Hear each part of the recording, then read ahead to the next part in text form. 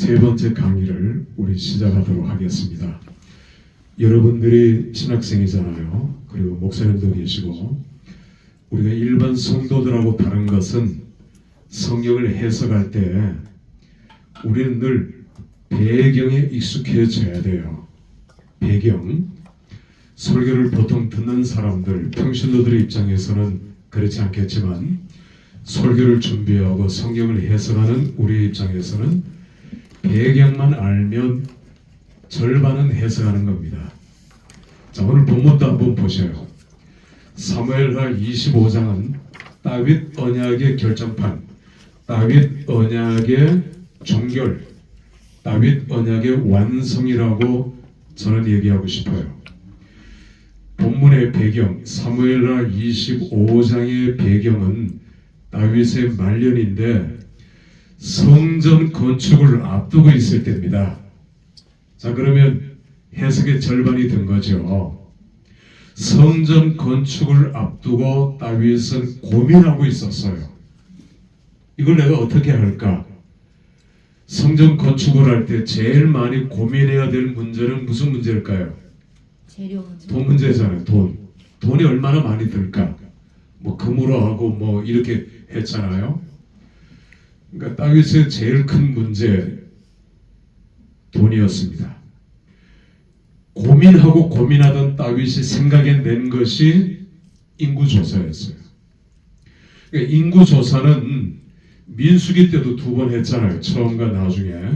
민수기 때는 하나님이 시켜서 했어요. 그런데 지금은 다윗이 자의적으로 한 것입니다. 왜 인구조사를 했을까요? 제일 중요한 것은 군인 숫자였어요.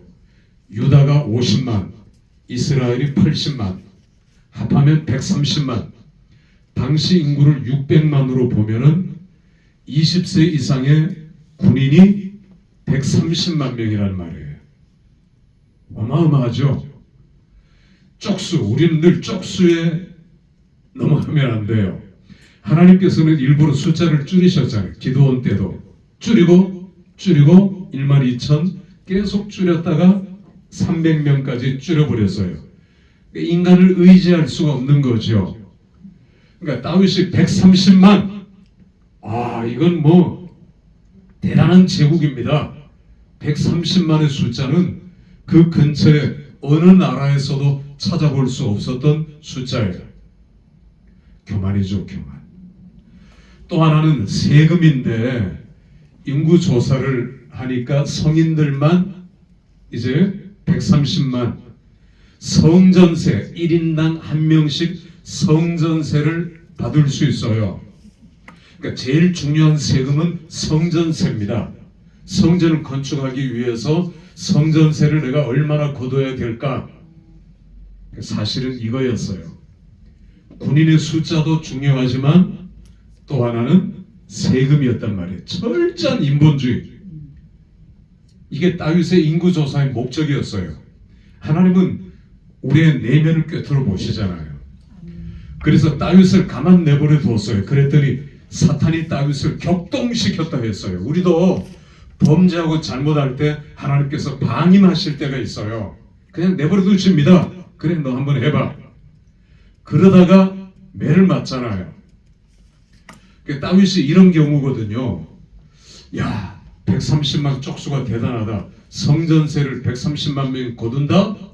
이거는 어마어마한 숫자지 않습니까? 교만이잖아요, 교만.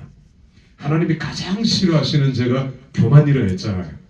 칼빈이 말하기를 다른 모든 죄, 살인, 간음까지도 손가락 하나로 탁 하나님은 그렇게 치시는데 살인죄는 양팔을 거두고 대적하신다.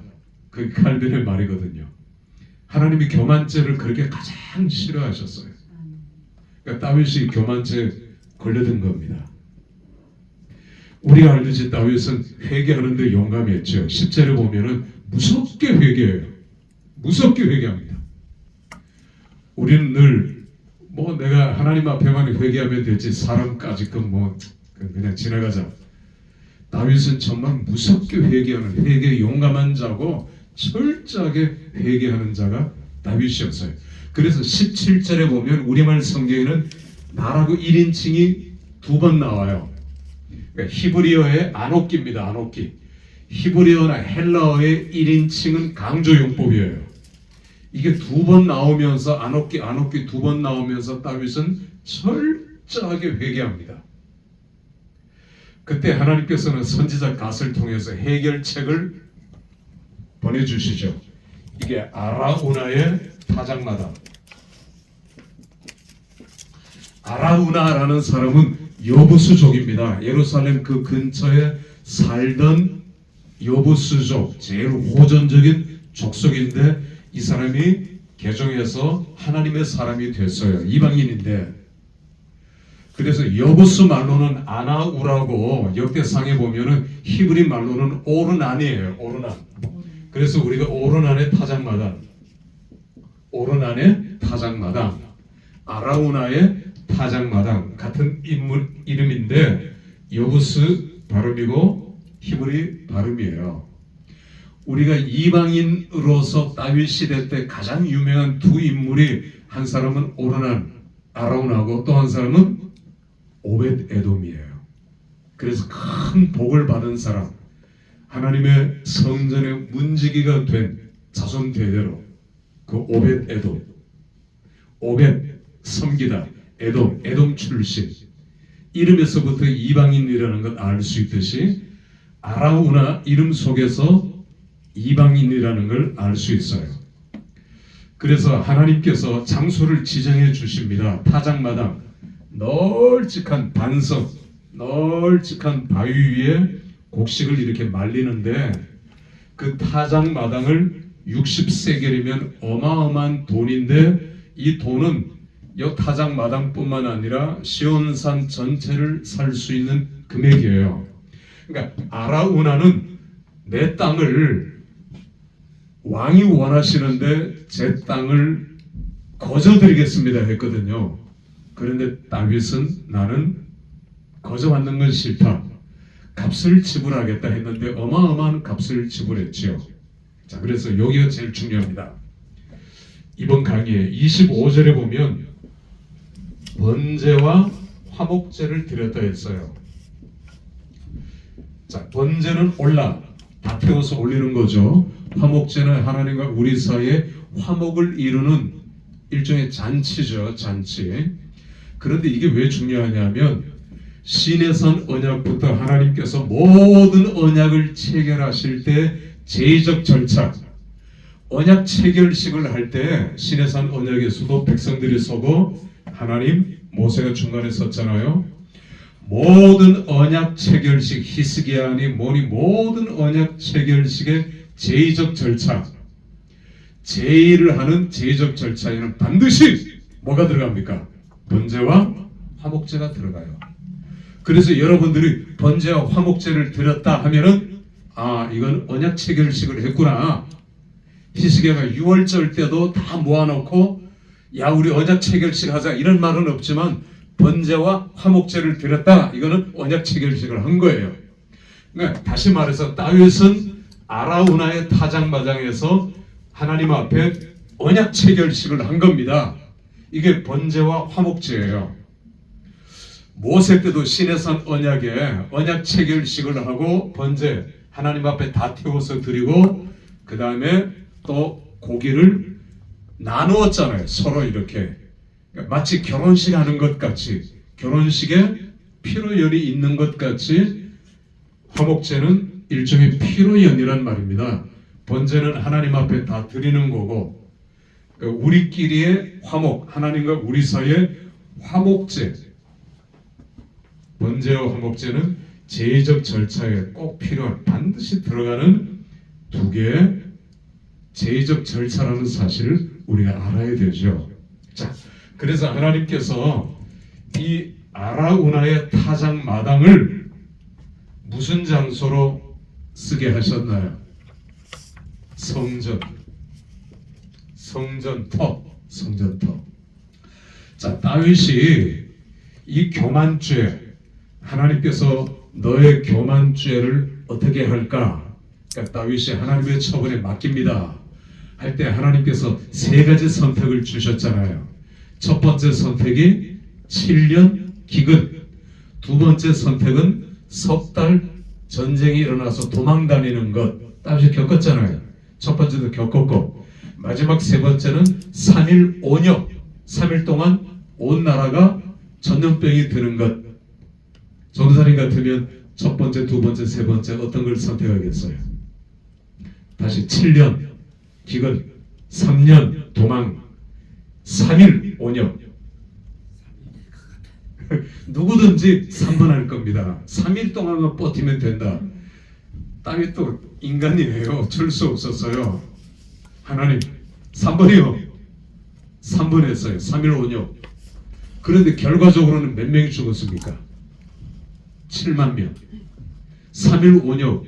제일 약한 걸 선택했는데 하나님께서는 숫자를 의지한 다윗에게 숫자를 때려버린 겁니다. 숫자를 의지하지 말라고. 그러니까 7만 명을 데려가셨어요. 역시 완전수 7의 배수였지만 우리가 첫째 시간에 배운 쉐바, 맹세, 언약이라는 말 속에는 뭐가 들어있다? 무슨 수? 7이라는 숫자가 들어있는 거예요. 그래서 하나님께서 7의 배수 7만 명을 데려가신 거예요. 그러니까 다윗이 철저하게 회개했죠. 사람을 의지했는데 하나님께서 사람 치신 겁니다. 그러니까 우리가 의지하는 거 다 치잖아요. 물질 의지하면 하나님 물질 치세요. 오늘 다윗이 사람 의지한 사람 쳤어요. 내가 명예 좋아하고 명예 목숨 걸면 하나님께서는 그거 치셔요. 이게 하나님께서 우리를 다루시는 방법이잖아요. 그러니까 우리는 알면서도 늘 하나님 앞에 당합니다. 돈 좋아해 보셔요. 보셔요 여러분. 그 사람의 말로가 어떤지. 내 거다? 제가 어리석은 부자농부라는 얘기를 많이 하는데 물질을 의지하면 저도 많이 당했고 여러분도 많이 당했잖아요. 당하고 있고요.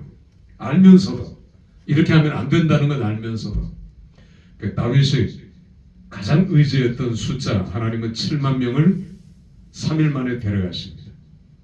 무섭게 다윗이 회개하죠. 자, 오늘 이 강의의 주제는 번제와 화목제라 했어요. 이렇게 회개한 다윗에게 우리가 교만죄 지을 수 있어요. 인간이니까 죄 지을 수 있습니다. 문제는 회개잖아요. 진정 어린 회개, 중심의 회개. 제가 역대하 7장 14절이 신구약 성경 전체의 여절이라는 말을 자주 합니다.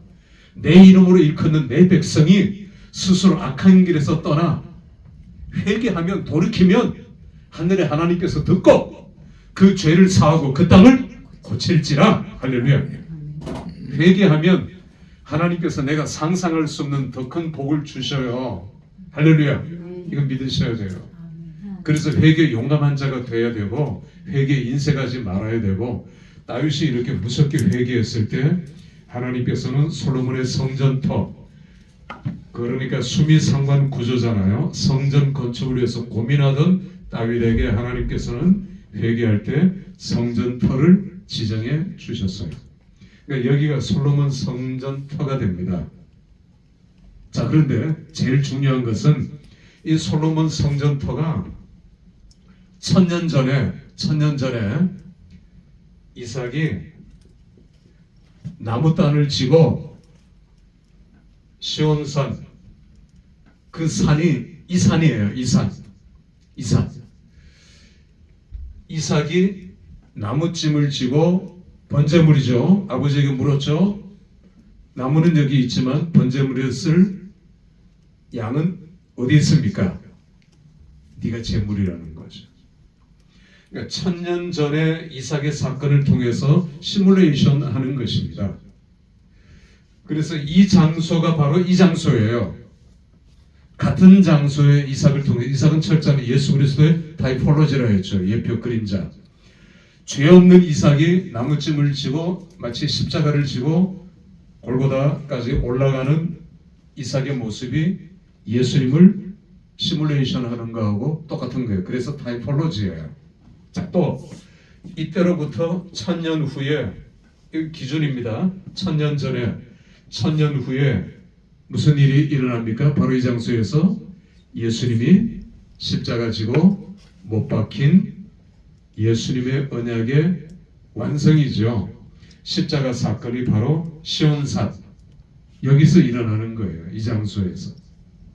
그래서 이 장소는 2000년 예수님 보실 때 2000년 전에 아브라함이 이삭을 데리고 올라가는 그 장소, 그리고 성전터, 그리고 장차 예수님께서 십자가를 지실 시은소라고 하죠. 시은소. 예수님이 모든 것을 짊어지시고 다 덮으시고 십자가 지시는 이 장소가 이렇게 일치해요. 아마 이 얘기를 우리가 다른 과목 공부할 때도 얼핏 이렇게 지나갔습니다만은, 그러니까 다윗을 통해서, 다윗은 자기가 너무너무 위대하잖아요. 그래서 젊을 때 한순간 착각을 했었어요. 내가 메시아가 아닌가, 내가 그렇게 사람들이 기다리는 메시아가 아닌가. 그런데 그게 아닌 줄 금방 알았어요. 그러니까 내 뒤에 내 후사로 오실 메시아, 하나님께서 내 입을 빙자하여, 본문에도 나오잖아요. 내 입을 빙자하여, 성령께서 내 입을 빙자하여, 사도행전에도 나와요. 내 입을 빙자해서 말씀하시는. 그러니까 다윗은 그게 아닌 것 깨닫고 내 후손으로 오실 마시아흐, 아까 22장에서 본 마시아흐를, 메시아를 기다리는 거예요, 다윗이. 그리고 오늘 하나님께서 다윗에게 이 세계를 통해서 놀라운 예언, 그리고 메시아의 완성, 언약의 완성까지를 보여주고 계시는 장면입니다. 정리합니다. 다윗이 성전 짓는 것에 고민할 때 우리도 적용을 할 수 있어요. 내가 어떤 큰 일을 놓고 고민할 때 인간적인 생각이 들어오잖아요. 자꾸 인본적인 생각이. 쪽수가 많아야, 사람이 많아야, 돈이 많아야 그때 마귀가 탁 틈타서 격동시켜버린단 말이에요. 다윗이 그 경우를 당했거든요. 그러나 하나님 앞에 무섭게 회개하고 돌이킬 때 하나님께서는 내가 상상할 수 없었던 놀라운 성전터, 내가 성전을 지을 지금 그 터, 그것까지 마련해 주시고 앞에는 이삭, 뒤에는 장차 오실 메시아 예수 그리스도를 보여주심으로 다윗 언약을 완성하고, 다윗은 이거 시작할 때 24장 죽을 때 다윗이 죽기 얼마 전에, 그리고 다윗은 눈을 감을 수 있었던 것이요. 이것이 21장에서 24장까지의 언약적 해석. 오늘 우리가 성경을 들여다볼 때, 그래서 하나님의 호칭, 여호와부터, 여호와는 언약의 하나님의 호칭이니까, 그리고 여러분들이 히브리어 성경을 갖고 있으면 참 좋을 텐데 내가 볼 때 쉽지 않을 것 같아요. 가격적으로도 비싸고. 그래서 쉽게 여러분들이 접근할 수 있는 것은 인터넷을 치시면 로고스, 우리 신학교 이름하고 같으니까 로고스 주석 이렇게 한번 쳐보세요. 로고스 주석, 로고스 주석, 로고스 주석을 치시면 카페나 이제 블로그에 로고스 주석을 창세기에서부터 계시록까지 로고스 주석을 여러 사람들이, 수많은 사람들이 이 주석을 여기다 업로드 시킵니다. 그러니까 로고스 주석하고 창세기 1장 이게 금방금방 나오지는 않아요. 끈기 있게 찾아봐야 돼요. 쭉 내려가면서. 그러면 히브리어 본문이 들어가 있는 데가 있고 히브리어 본문을 못 집어넣은 사람들이 있어요. 업로드를 할 때.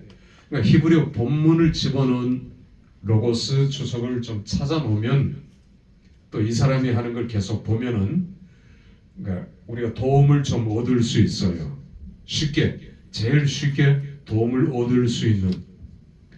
그러니까 물론 여러분들이 히브리어 성경을 이제 갖고 있으면 좋긴 한데 그렇지 못할 경우 이렇게 찾든지, 아니면 검색란에 히브리어라고 찾고 히브리어 성경 혹은 히브리어 이렇게 해서 뭐 찾으려고 하는, 창세기 1장 같으면 창세기 1장에 히브리어 성경이 이렇게 나오는 게가 있어요. 그러니까 이런 식으로 접근을 하면 히브리어 성경을 우리가 찾을 수 있고, 또 이 검색창을 통해서 히브리어 공부도 더 할 수도 있어요. 유튜브를 통해서도 우리가 원하기만 하면 지금은 많이들 이렇게 나와 있습니다. 그러니까 우리 신학교에서 하는 기초 히브리어를 꼭 보시고 이런 도움을 통해서 히브리어 성경을 조금씩 이제 알아가는, 왜냐하면 이건 평생 우리가 공부하고 써먹어야 될 것들이니까 오늘은 중요한 언약적 성경 해석을 실전으로 한번 다뤄보았습니다. 수고했습니다. 마치겠습니다.